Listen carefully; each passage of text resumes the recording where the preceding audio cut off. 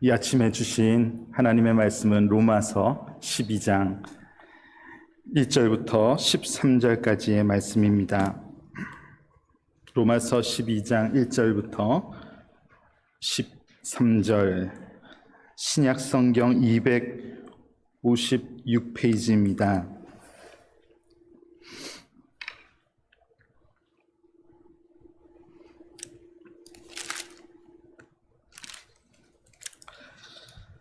같이 한번 읽어보겠습니다. 그러므로 형제들아, 내가 하나님의 모든 자비하심으로 너희를 권하노니 너희 몸을 하나님이 기뻐하시는 거룩한 산 제물로 드리라. 이는 너희가 드릴 영적 예배니라. 너희는 이 세대를 본받지 말고 오직 마음을 새롭게 함으로 변화를 받아 하나님의 선하시고 기뻐하시고 온전하신 뜻이 무엇인지 분별하도록 하라. 내게 주신 은혜로 말미암아 너희 각 사람에게 말하노니 마땅히 생각할 그 이상의 생각을 품지 말고 오직 하나님께 각 사람에게 나누어 주신 믿음의 분량대로 지혜롭게 생각하라. 우리가 한 몸에 많은 지체를 가졌으나 모든 지체가 같은 기능을 가진 것이 아니니 이와 같이 우리 많은 사람이 그리스도 안에서 한 몸이 되어 서로 지체가 되었느니라. 우리에게 주신 은혜대로 받은 은사가 각각 다르니 혹 예언이면 믿음의 분수대로, 혹 섬기는 일이면 섬기는 일로, 혹 가르치는 자면 가르치는 일로, 혹 위로하는 자면 위로하는 일로, 구제하는 자는 성실함으로, 다스리는 자는 부지런함으로, 긍휼을 베푸는 자는 즐거움으로 할 것이니라. 사랑에는 거짓이 없나니 악을 미워하고 선에 속하라. 형제를 사랑하고 서로 우애하고 존경하기를 서로 먼저 하며 부지런하여 게으르지 말고 열심을 품고 주를 섬기라. 소망 중에 즐거워하며 환난 중에 참으며 기도에 항상 힘쓰며 성도들의 쓸 것을 공급하며 손 대접하기를 힘쓰라. 아멘.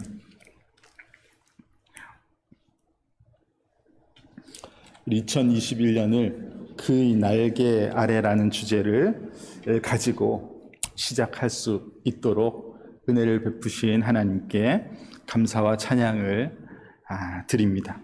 우리 교회가 하나님께서 베푸시는 그 따뜻한 날개, 따뜻한 보호 아래에서 참된 예배 공동체가 되고 참된 기쁨의 공동체가 되며 참된 섬김의 공동체가 되기를 간절히 소망합니다. 예배를 통해서 회복과 공급이 일어나고 오늘도 세상으로 다시 파송되어 나아가는 여러분들에게 성령님께서 채우시는 놀라운 기쁨이 충만하기를 간절히 기대합니다. 그리고 여러분들께서 세상으로 나아가시면 여러분들은 세상에서 잘 섬기는 자들로 살아가시기를 바랍니다. 이 세상은 섬기는 일을 아랫사람으로 생각하고 섬김을 받는 일을 위의 사람으로 여기는 것이 상식적인 그런 모습이죠. 그래서 모두가 위에 앉기를 원합니다. 위로 올라가고 싶어 하는 것이죠. 그런데 예수님께서 마태복음 20장에 기록된 말씀을 보면은 서로 자리를 더 높은 곳을 언급하는 그런 제자들을 향해서 이렇게 말씀하셨습니다.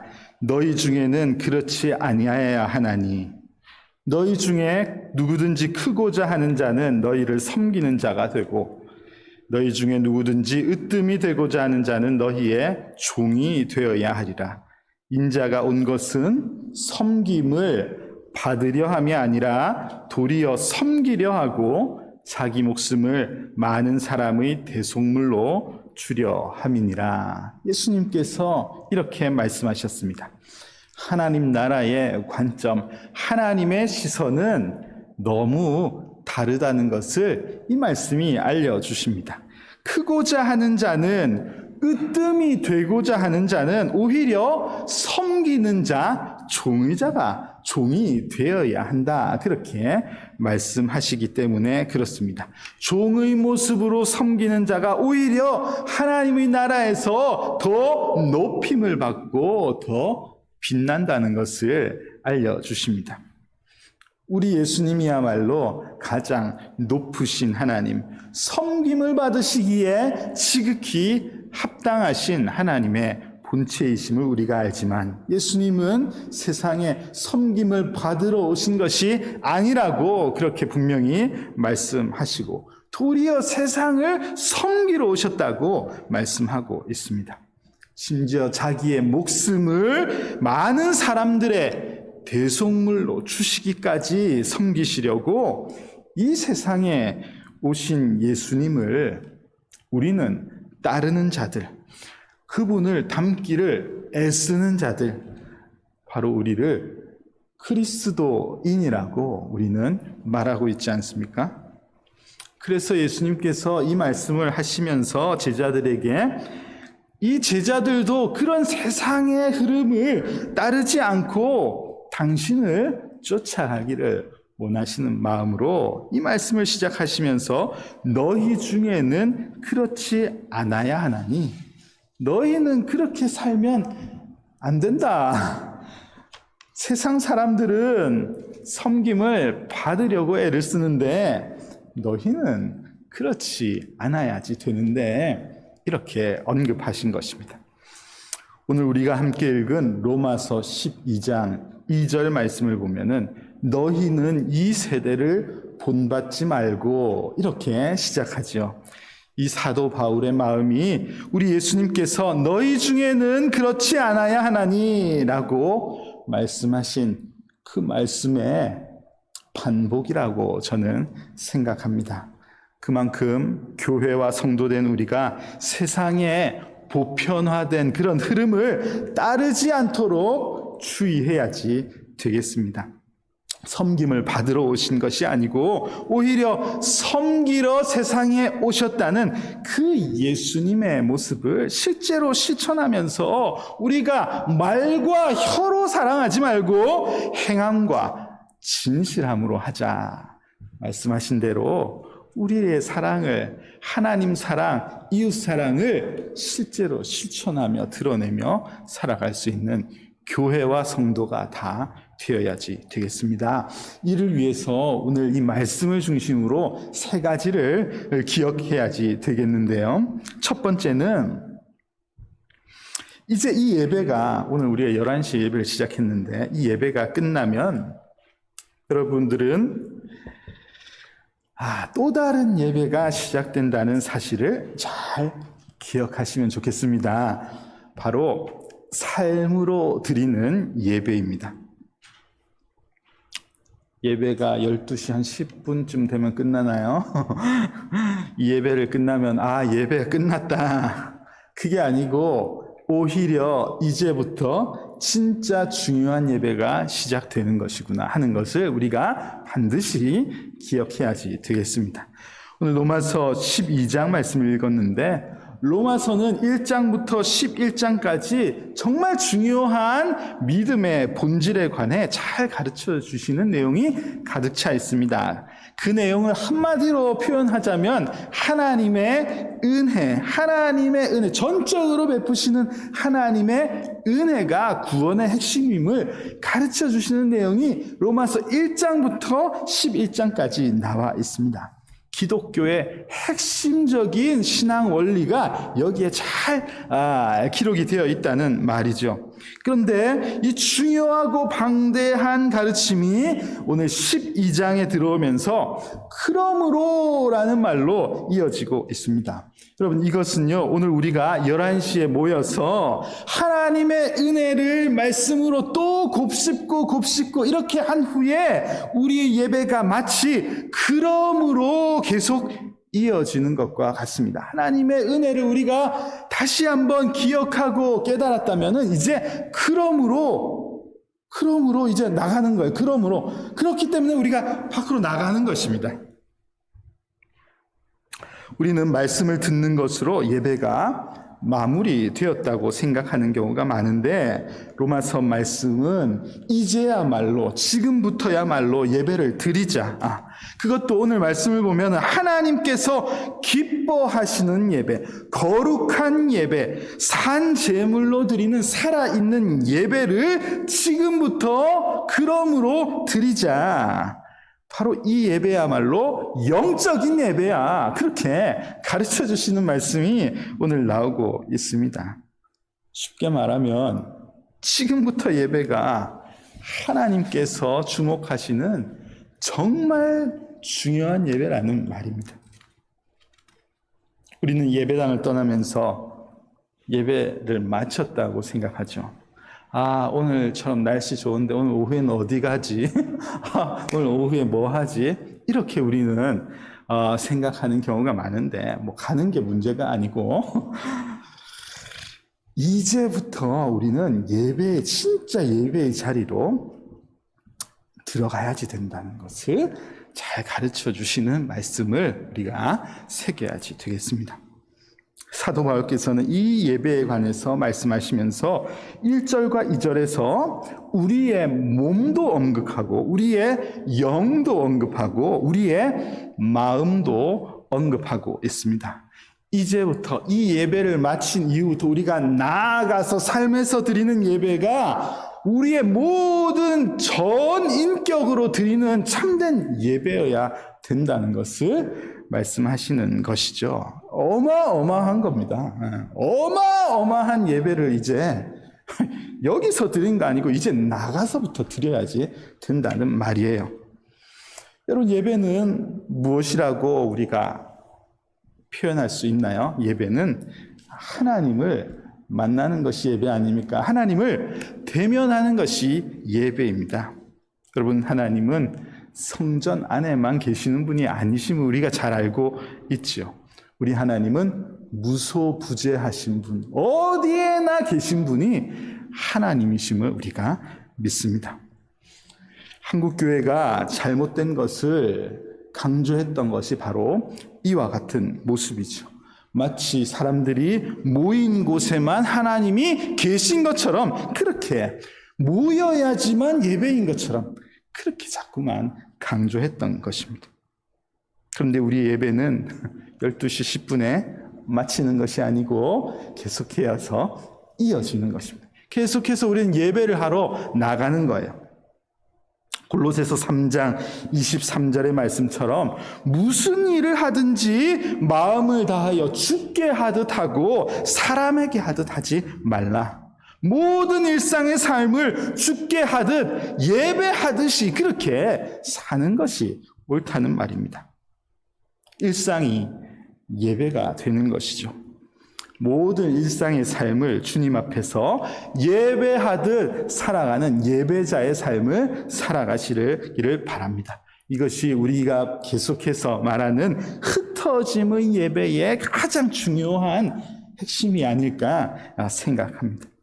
여러분, 삶의 예배를요, 댁에서 줌으로 우리가 만나고 새벽에 만나고 하는 것, 주중에 목장 모임에 참여하는 것, 이런 것이 삶의 예배라고 생각하면 안 돼요. 이것은 모이는 거예요. 우리끼리 모이는 거잖아요. 그건 삶의 예배가 아닙니다. 삶의 예배는 그런 것을 떠나서 진짜 여러분의 일상 속으로 들어가서 거기에서 하나님을 예배하는 자의 모습으로 사는 것, 그게 삶의 예배입니다. 가정에서, 직장에서, 일터에서, 여러분 계신 곳곳에서, 심지어는 아무도 없이 홀로 있는 그 어떤 공간에서도 내가 하나님 앞에서 대면하듯이 하나님을 의식하고 있는 것이 예배자의 모습인 것입니다. 우리의 예배가 끝나는 것이 아니라 진짜 중요한 예배가 이어진다는 것을 꼭 기억하시는 여러분들이 다 되시면 좋겠습니다. 두 번째로 우리가 기억해야 될 것은 바로 이 삶의 예배를 위해 여러분의 은사를 꼭 사용하시기를 바랍니다. 여러분, 교회는 그리스도의 몸이시라고 그렇게 성경이 알려주십니다. 그리고 오늘 본문 4절과 5절에서도요, 우리가 그 그리스도의 몸의 지체, 몸의 각 부분이다. 그렇게 설명하고 있습니다. 저는 이 성도의 기능, 이 지체의 기능이 결코 이 건물 안에서만 행해지는 그런 기능이 아니기를 소망합니다. 우리는 우리의 기능, 우리의 은사, 우리의 달란트에 대해서 말할 때 자주 이 울타리 안에서의 기능을 많이 언급할 때가 많습니다. 은사가 어떤 은사가 있나요? 찬양의 은사요, 기도의 은사요. 이런 은사를 주로 주목하는 경우가 많다는 겁니다. 그런데 오늘 말씀을 읽을 때 드는 생각이, 이 말씀에서 알려주시는 지체가 가진 은사, 우리 모두에게 나누어 주셨다는 은사는 거기에 한정되는 것이 아니구나. 오히려 다른 것을 굉장히 표현하려고 하고 있구나. 그런 생각이 굉장히 많이 듭니다.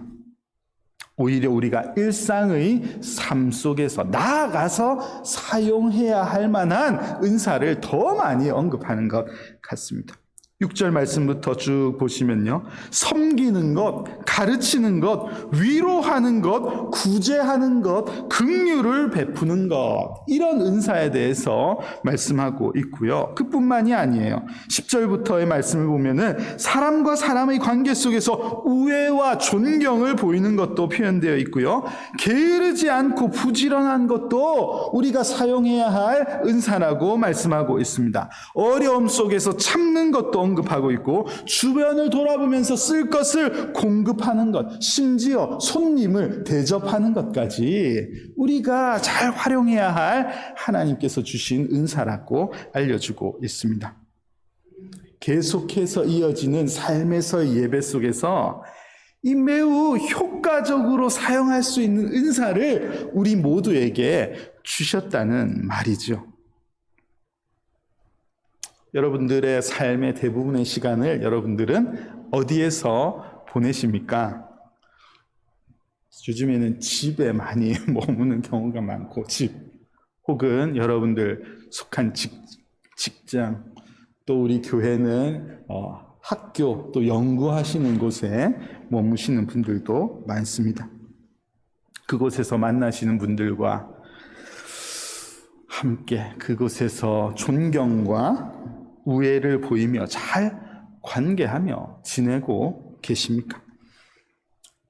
다른 동료들보다 더 게으르지 않고 성실하게 일하고 계신가요?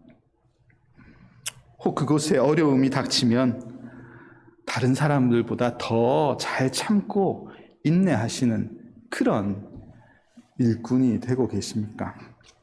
만나는 이들을 잘 모시고 잘 대하려고 애를 쓰시나요? 여러분, 우리가 건물 속에 갇혀 있는 그런 그리스도인들이 아니고 세상 속의 그리스도인이 다 되기를 간절히 소망합니다. 너희는 세상의 빛이다. 너희는 세상의 소금이다. 예수님께서 그렇게 말씀하시지 않으셨습니까? 한때 한국 기업들 중에, 기독교 정신을 가지고 세운 기업들 중에 기독교인들을 우선적으로 채용하던 그런 때가 있었습니다. 쓸 때, 레주메 있을 때 어느 교회 그래가지고 레코멘데이션 이렇게 받아서 내고 이러면은 가산점을 주는 것이죠. 그런데 그런 제도들이 요즘에 없어져 가고 있어요. 더 잘할 줄 알았는데 채용해보니까 더 게으르고, 더 못 참고, 더 인간관계 못하고, 이러니까 이 사람들 뽑는 것이 하나도 유익이 안 되는구나. 그래서 그런 일들을 이제는 잘 하지 않습니다. 그곳이 예배하는 장소가 되어서 우리 그곳에서도 성실하게 그렇게 예배하는 모습으로 우리가 살았어야 되는데 그렇게 하지 못했던 거예요. 여러분, 누가복음 10장에 보면은 선한 사마리아인의 이야기를 예수님께서 직접 들려주셨습니다. 이야기를 읽어보면은 강도 만난 사람이 쓰러져 있는데 그냥 지나쳐 가는 사람들이 있어요. 이게 이제 정신 나간 사람들이죠. 사람이 피를 흘리고 쓰러져 있는데 그냥 지나가는 사람들이 있는데 예수님께서 이 사람들이 누구라고 했냐면 제사장과 레위인이다, 그렇게 말씀하셨습니다. 이 제사장과 레위인은 어디 갑니까? 교회 가는 길이에요. 교회 가는 길. 나 교회 가는데 바쁜데 지금 못 돌본다는 거죠. 지금 빨리 대면 예배하러 빨리 뛰어가야 되는데 지금 이런 거 할 시간이 없다는 겁니다. 예수님께서 이 사람을 돌본 선한 사마리아인에 대해서 이야기하시면서 사람들에게 누가 강도 만난 자의 이웃이 되겠느냐 이렇게 물으셨고, 중요한 말씀은 너도 이와 같이 하라. 너희들도 이렇게 해야 돼. 이렇게 말씀하셨습니다. 빨리 교회 가는 그 사람처럼 하지 말고 이 사람들처럼 살아야 된다고 말씀하셨습니다. 여러분, 이 시대에도 이 강도 만난 이웃들이 얼마나 많은 시대인지 모릅니다. 이 아픔의 시대, 얼마나 아파하고 힘들어하고 이런 이들이 많은 시대를 우리가 살고 있는지 모르죠. 공감하고 서로 섬겨주고 서로 고통을 함께해야 할 그런 이웃들이 주변에 이 세상에 너무 많이 있다는 것을 우리가 잘 알고 있습니다. 그런데 이 말씀에 나오는 예수님께서 알려준 이 예에 나오는 레위인과 제사장들, 이 사람들은 도대체 왜 이러는 겁니까? 누구랑 너무 닮은 것 같지 않습니까? 부끄러워서 더 말하기가 어렵습니다. 그냥 우리의 모습이 이렇다, 이렇게 표현할 수밖에 없지요. 여러분, 우리들에게는 하나님께서 은사를 주셨는데요. 은사는 나를 위해서 쓰는 것이 아니라 남을 위해서 쓰는 것입니다. 하나님 나라를 위해서 쓰는 것이 우리에게 주어진 은사입니다. 성실하게 어려운 이들을 돕고 일터에서는 남보다 더 부지런하게 일하고 사람들을 존중할 줄 알고 게으르지 않게 사는 것, 이 모습이 이 세상을 섬기며 예배하는 저와 여러분들에게 반드시 필요한 은사인지 모르겠습니다. 그런데 제가 이 말씀을 준비하면서 생각하며 참 감사했던 마음이 뭐냐면은, 저는 우리 에덴스 한인 장로교회 성도님들이 이 공통적으로 가지고 계신 은사가 있는데 이것이 이런 부분이 아닌가, 이런 생각이 제가 많이 들더라고요. 제가 보니까 우리 성도님들은 참 성실하시고 참 꾸준히 일하시고 인내하시고 이런 것에 익숙하신 분들이 참 많으시구나 하는 생각이 들었습니다. 여러분들이 일하시는 곳, 연구하시는 곳, 이런 과정들과 하시는 모습들을 보니까 기본적으로 이런 성품을 다 가지셔서 여기까지 오셨다, 이런 생각이 많이 들면서 하나님께서 이 모습을 일상에서 사용할 수 있도록 은혜를 더 주시면 참 좋겠다, 이런 생각이 얼마나 많이 들었는지 모릅니다. 여러분들에게 그런 모습이 있으시죠? 여러분들에게 하나님께서 주신 특별한 은사임을 기억하시면 좋겠습니다. 이 세상에서 드려야 할 예배를 위해서 여러분들에게 주신 특별한 은사구나, 그것을 여러분들이 잘 깨달으시면 좋겠습니다. 그 은사를 여러분들이 설정해 놓은 그 목표를 이루는 데만 사용하시지 마시고 여러분들을 주변에서 세상을 위해서, 이 세상을 섬기는 일에, 그곳에서 하나님의 나라를 드러내는 일에 사용하시며 살아가는 여러분들이 다 되시기를 바랍니다. 그것이 예배이고 그 모습을 통해서 하나님께서 영광을 받으신다는 말입니다. 그의 나라와 그의 의를 먼저 구하며 살아가는 여러분들에게 하나님께서 모든 것을 더하시는 은혜가 우리 에덴스 한인 장로교회 모든 성도님들의 삶 가운데 일어나길 간절히 축복합니다. 마지막으로 기억할 것은요, 우리가 이 예배를 마치고 이어질 그 삶의 예배의 현장이라는 곳이 우리가 모여서 예배하는 이곳과는 너무 다르다는 것을 여러분 반드시 유념하셔야지 되겠습니다. 만만치 않다는 말입니다. 여러분, 흩어져서 예배해야 할 그 예배의 현장은 세상이에요, 세상. 예배하는 것이 쉽지 않은 그런 토양이라는 말입니다. 우리가 이곳에서 예배하지만 나가서도 예배합니다 말하니까 그저 평안하고 평안을 누리고 나가서도 마음껏 찬양하고 이런 기쁨을 누리는 그런 상상을 해볼 수 있지만은 현실은 그렇지가 않습니다. 여러분들이 오히려 더 잘 아시죠? 저보다 훨씬 여러분들이 더 잘 아실 겁니다. 성실하고 인내하고 선대하는 그런 나를 오히려 우습게 보는 것이 세상의 모습 아닙니까? 그런데요, 이게 그러니까 싸움이란 말입니다. 이게 전쟁이에요, 전쟁. 이게 우리가 이겨내야 할 전쟁의 상황이라는 것을 의식하면 좋겠습니다. 그래서 오늘 말씀 9절에서는 악을 미워하고 선에 속하라. 또 12장 21절에서는요, 악에게 지지 말고 선으로 악을 이겨라. 이렇게 권면하고 있습니다. 어떤 느낌이 드십니까? 악착같이 싸워야지 된다는 것을 얘기하고 있습니다. 정신을 바짝 차리지 않으면은 이 예배에 성공할 수 없다는 것을 말씀이 알려주시는 거예요. 여러분, 쉽지 않습니다. 사단은 예배하는 거 얼마나 싫어하는데요.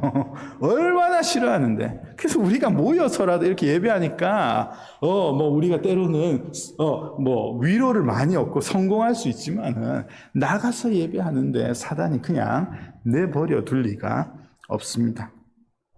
낮아지려 하고, 겸손해지려 하고, 그렇게 하면 할수록 부딪히는 일이 많을 것이고, 확 엎어버리고 싶은 말이 너무 많을 것입니다. 직장에서만 겪는 일이 아니고 여러분 일상에서, 가정에서도 안 그렇습니까? 왜 아닌 척 하십니까? 우리가 늘 전쟁터에 나가는 것과 같거든요. 여러분, 예수님께서 말씀하신 그 빛과 소금은요, 어떤 위치, 높은 위치, 그래서 빛나는 것, 이런 것을 의미하는 것이 아니에요. 빛과 소금은 그 기능을 표현한 것입니다. 역할을 말하고 있는 거예요. 자신을 태우고 자신을 녹이는 이 역할을 말씀하시는 것이 빛과 소금의 사명이고, 그것이 그리스도인의 삶의 본질이 되어야지 된다는 것입니다. 여러분, 빌립보서 2장 말씀에도 아무 일에든지 다툼이나 허영으로 하지 말고 오직 겸손한 마음으로 각각 자기보다 남을 낮게 여겨라, 그렇게 가르치고 있습니다.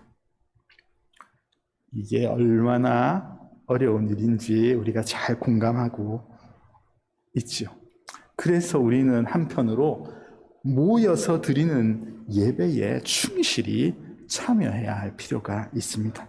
우리가 모여서 함께 모일 때 우리에게 내리시는 이 말씀의 은혜를 충만히 누리고 보충한 후에 그리고 세상으로 나아가야지 되기 때문에 그렇습니다.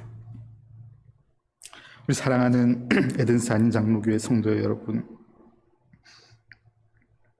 오늘도 우리가 이렇게 이곳에 모이고 또 유튜브를 통해서 같이 모여 예배하는 것은 흩어짐의 예배, 삶에서의 예배를 잘 드리기 위함입니다. 예배는 어느 한 시간만 내어서 드리는 것이 아니고 삶 전체가 다 하나님 앞에서 드리는 예배가 되어야지 됩니다. 그 예배에서 우리가 해야 하는 것은 우리 예수 그리스도의 모습을 잘 드러내는 것이죠. 여러분, 예수님은 풍성한 은혜를 베푸시는 하나님이심을 믿으시나요? 예, 우리 예수님은 그런 분이십니다.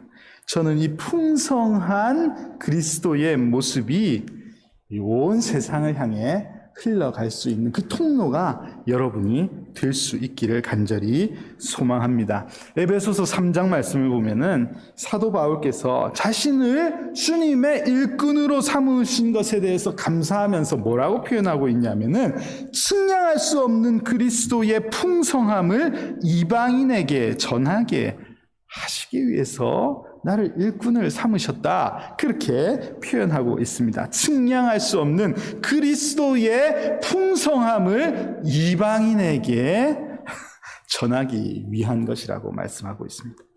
저는 오늘도 예배하시는 우리 에덴스 한장로교회 성도 여러분들을 통해서 이 그리스도의 풍성함이 이방인에게, 그리스도의 풍성함이 하나님을 알지 못하는 세상에 전달될 수 있기를 간절히 소망합니다. 이것이 우리가 세상에 나아가서 삶의 예배를 드리는 목적이고, 이 예배를 통해서 하나님께서 영광을 받으실 것입니다. 특별히 우리 교회는 얼마나 감사한지요. 그런 터 위에 교회가 세워졌으니 이게 얼마나 기쁘고 감사한 일인지 모릅니다. 얼마 전에 한 기독교 신문사에서 연락을 주셨는데 우리 교회를 탐방하고 인터뷰를 하고 싶다고 하더라고요. 그래서 우리 교회도 그럴 때가 됐나? 뭐 이런 생각을 하면서 이 질문을 이렇게 받았습니다. 그런데 그 질문 중에 이런 질문이 있었어요. 캠퍼스 교회를 흔히들 남지 않는 장사라고 말을 하는데 어떤 비전을 가지고 계십니까? 이런 질문이 있었습니다.